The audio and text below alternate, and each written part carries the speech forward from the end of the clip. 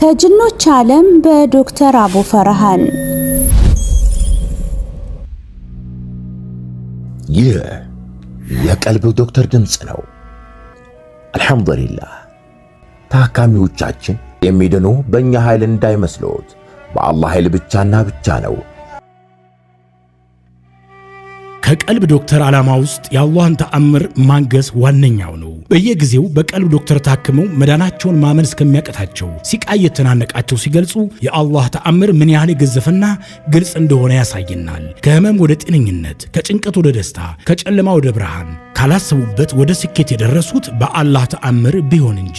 ልብ ለአላህ እጅ የሰጠና የተናነሰ ሲሆን ግልጽ ይሆናል።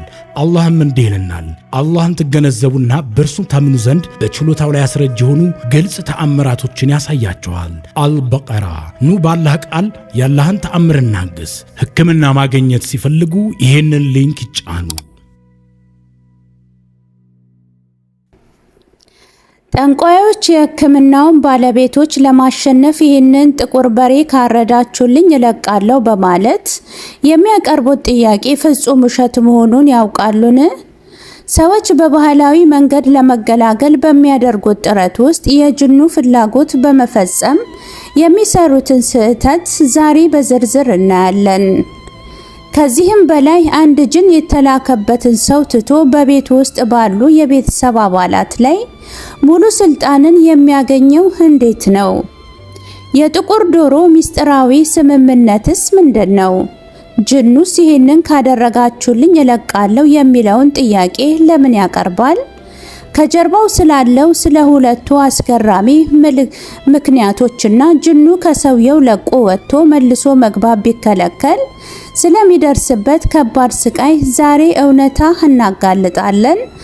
ራስዎንና ቤተሰቦን ከነዚህ ስውር የጠንቋዮች ሴራ ለመጠበቅ ቪዲዮውን እስከ መጨረሻው ይመልከቱ። ለቻናሉ አዲስ ከሆናችሁ አሁኑኑ ሰብስክራይብ በማድረግ ቤተሰብ ይሁኑ። ቪዲዮውንም ላይክ በማድረግ ይጀምሩ። ወደ ዛሬ እውነታ እንለፍ። ዛሬ በብዙዎች ዘንድ ሚስጥር በሆነውና እጅግም አነጋጋሪ በሆነው የጅኖች ዓለም ዙሪያ በዶክተር አቡ ፈርሃን የተዘጋጀውን ክፍል 2ቱን ይዘንላችሁ ቀርበናል። አሰላሙ አለይኩም ወራህመቱላሂ ወበረካቱሁ። ውድና የተከበራችሁ የቀልብ ዶክተር ቤተሰቦቻችን እንደምን ከረማችሁ? በያላችሁበት የአላህ እዝነት ጥበቃው ኃይላችሁ ያልኩኝ እንግዲህ ዛሬ እንደተለመደው ይዤላችሁ የቀረብኩት ሳምንት ዕለት ከቀጠለው ከጅኖች ዓለም በሚል ርዕስ ልዩ ጥናታዊ ጽሑፍ ጠቃሚ ትምህርት ወደ እናንተ ይዤላችሁ ቀርብ ያለው። ሼር፣ ላይክ፣ ኮሜንት በማድረግም ለሌሎች እንዲዳረስ የአፊያ ሰበብ ሁኑ ያልኩኝ ዛሬ ወደ ክፍል 2ቱ እናመራለን። እስከ ፍጻሜው አብራችሁኝ ቆዩ። ከጅኖች ዓለም በዶክተር አቡ ፈርሃን ክፍል 2። የጠንቋዮችና የሳሂሮች መተተኞች ንጹሃንን የሚያጠምዱበት ዘዴዎቻቸውና በእነርሱ የተላኩ ጅኖች የሰጡት ምስክርነት በሲህር ከተጠቁ እንዲሁም ሲህሩን ከሰሩ ሰዎች አንደበት። ጅኖች በዋናነት የሚፈልጓቸው ከ100 በላይ ቅድመ ሁኔታዎች አሉ። በዋናነት ግን 4ቱን እንደምናይና በክፍል 1 ላይ ደግሞ ድኝ ሜርኩሪ በዝርዝር ማየታችን ይታወሳል።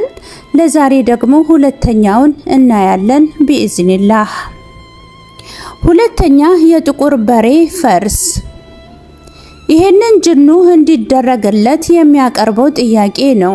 የሕክምናውን ባለቤት ለማሸነፍ ይረዳው ዘንድ ይጠይቃል። ነገር ግን ይሄንን ሲጠይቅ ይሄንን ካረጋችሁልኝ እለቃለሁ በማለት ነው። ፍጹም ውሸት። አዎ ይህ ፍጹም ውሸት ነው። የትኛውም የሩቃ ጠበብት በዚህ ጥያቄ አይሸነፍም። ይህንን የሚያደርጉለት ግን አይጠፉም። በባህላዊ መንገድ ለማስወገድ በሚደረግ ጥረት ውስጥ የጅኑ ፍላጎት በማሟላት ይህንን ይፈጽማሉ። በዚህ ዙሪያ ልብ ሊሉት ያልቻሉት ሚስጥር ግን ጅኑ ይህንን ከተደረገለት ወዲያውኑ እንዲያጠቃ የተላከውን ሰው በመተው በቤት ውስጥ ያሉት ላይ ሙሉ ስልጣን ኑሮት ባሻው ሰዓት የሚሻውን ጥቃት ቤተሰቡ ላይ ሲያደርግና ጓደኞችን ጨምሮ በዛ ቤት ውስጥ እንዲኖሩ ሲፈቅድ ብሎም ከዚያ ዕለት አንስቶ ዝንተ ዓለማቸውን ለጅን ገባሪ ሆነው እንዲቀሩ ያደርጋል። ሶስተኛ ጥቁር ዶሮ። ይህንን እንደ ጥቁር በሬው አይነት ስምምነት አይደለም። ይህ በጅኖችና በሰዎች መካከል የሚደረጉ በሁለቱም መካከል ባህላዊ በሆነ ዘዴ የሚፈጠር የመግባቢያ መንገድ ነው። ጅኑ ሲዳከም ብሎም በአንድ ሰው ውስጥ ለረጅም ጊዜ ቆይቶ መውጣትን ሲሻ እንዲሁም መውጣቱን መመለሻ የሆነው ዘንድ እንዲከናወንለት የሚጠይቀው መስዋዕትነት ነው። ይህ ሲባል ጅኑ በዚያ ሰው ላይ በከፊል ስልጣን ያለው ሲሆን ያጠቃውን ሰው ለቆ ከሄደ ከዓመታት በኋላ ለመመለስ ያመቸው ዘንድ ነው ጥቁር ዶሮ የሚሻው። ጅኖች አንድን ሰው ካስገበሩ በኋላ የመልቀቃቸው አዝማሚያ የከበደ ነው የሚሆነው። ይህም በባህላዊ የጅን ማስለቀቅ ሕክምና ላይ የሚደረግ ሲሆን ባልተቤቶቹ ጥቁር ዶሮ በማረድ መስዋዕት እንዲከፍሉለት በማድረግ ለቆ ለመውጣት የሚያስከፍለው ነው። አዎ በእርግጥም ጅኑ ለቆ ይወጣል። አንድ ጅን ይህንን ጥያቄ ካቀረበ በአንድ ወይንም በተለየ መልኩ ከዚያ ሰው ለመውጣት ፈልጓል። ታዲያ ለምን ይህንን ይጠይቃል ከተባለ ሁለት አይነት ምላሾችን እናገኛለን። አንድ ጅኑ ከዚያ ሰው ሲለቅ የፈለገ ሲሆን በሳሂሩ ትዕዛዝ ዳግም እንዲገባ ቢጠየቅ እንኳን በቀጥታ ያንን ሰው ለማጥቃት ይረዳው ዘንድ ነው። ምክንያቱ ግልጽ ነው። ጅኑ ከዚህ ሰው ለቆ መልሶ መግባት ቢሳነውና ሳሂሩ ቢያስገድደው ጅኑ እጅጉኑ ይቃጠላል፣ ይጎዳል። ይህም እንዲሆን ስለማይፈልጉ ለነርሱም ለሰውየውም የተወሰነ ጊዜ እረፍት ሰጥተው መልሰው ለማጥቃት ይረዳቸው ዘንድ ይህንን ጥያቄ ያነሳሉ። ሁለተኛው መልስ ደግሞ አንድ ሳሂር ለአንድ ጅን ተደጋጋሚ ስራዎችን ሲሰጥ ከዚያ ሰው እንዲለቅ ስለሚፈልግ ይህንን መስዋዕትነት አስከፍሎ ከለቀቀ በኋላ እዚያ ሰው ላይ ሲህር እንዲሰራበት የፈለገ ደንበኛ መልሶ ሳሂሩን ሲቀልብ ጅኑ እንዲጠቃ ሲታዘዝ በቀላሉ ተጠቂውን ለመጸናወት ይረዳው ዘንድ ነው ይህንን የሚያደርገው። አራተኛ አመድ አጠጡኝ፣ አመድ አስልሱኝና እወጣለሁ። ይህ የጅኖች የመጨረሻ ጥያቄ ነው። ጥያቄው የመጨረሻ ይሁን እንጂ ይህንን ቅድመ ሁኔታ አስቀምጠው ከሰዓታት አልፈው ሳምንታት በሰውየው ውስጥ ሊቆዩ ይችላሉ። ይህ ጥያቄ ማን ይሸነፍ ማን ቀድሞ? ይህ ጥያቄ ማን ይሸነፋል ቀድሞ አይነት መወራረጃ ነው። ይህ በሩቃ ሂደት ውስጥ እጅግም በጣም የታወቀ ነው።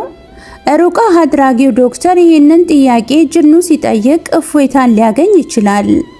ምክንያቱም ጅኑ ተሸንፏልና። ብዙዎቹ የባህል ጅን አስለቃቂዎች ያንን አመድ አቅርበው 7 የሚሆን ጅኑ በሚጠራው ቁጥር ተመርተው አስልሰው ያስወጡታል። ይህ ታዲያ እነርሱንም ታማሚውንም እጅጉኑ ይሸውዳል። አንድ ጅኑ ይህንን በሚያደርግበት ብቸኛ ፍላጎቱ አመድ የጅን ምልክትን ይቀንሳል። ጅን በአመድ ውስጥ ይተኛል። አመድ ለጅኖች እፎይታና ጉልበት ብርታትም ጭምር ይሰጣል።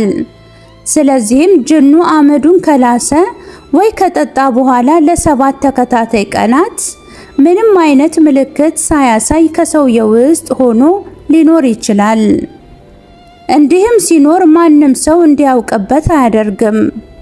ልክ ይህንን አመድ ከላሰ በኋላ ተጠቂው የለቀቀውን በማስመሰል ለሚደረግለት ሩቃ ይህንን ዚክር ምንም አይነት ምልክት ሳያሳይ ይቆያል።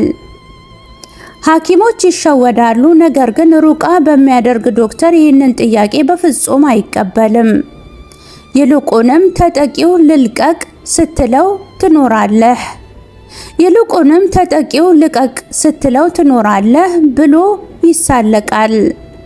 ከዚያም ጥያቄውን ችላ ብሎ በከባድ ዚክሮች ታግዞ ጅኑን ያስወጣል። ክፍል 3 ይቀጥላል።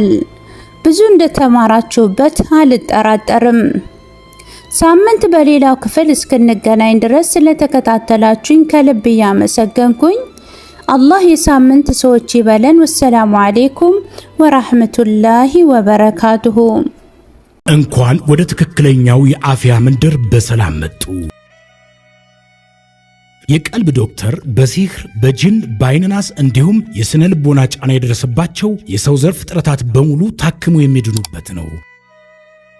ሕክምናው በቁርአን፣ ሕክምናው በአስካሮች፣ ሕክምናው በዱዓዎች በሰደቃ የሚካሄድ ሲሆን ነቢያዊ ሱናን በተመረኮዙ እጅግ ጥበብና እውቀትን ባካበቱ የሩቃ ዶክተሮች ይታከማሉ። እወቁ፣ ሕክምናው ሸሪዓዊ ብቻ ነው። አያምልጦት፣ እድሉን ይጠቀሙ። ባሉበት ሆነው ራስዎን ያክሙ። ሕክምና ማግኘት ሲፈልጉ ተከታዩን ሊንክ ይጫኑ።